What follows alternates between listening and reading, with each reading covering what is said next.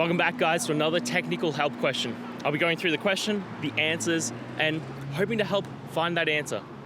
Guys, I hope you stay crazy just a little bit like me and get through and work to the solution. Now let's get started.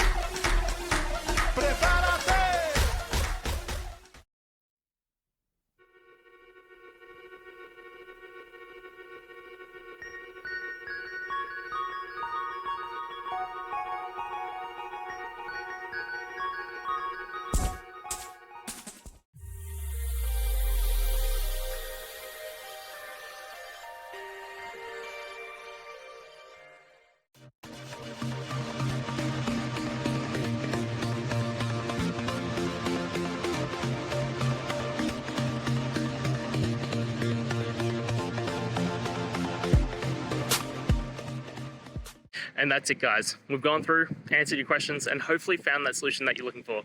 If we did, please hit subscribe. I'd really appreciate it. And until the next time you need technical help, I hope you have a good one.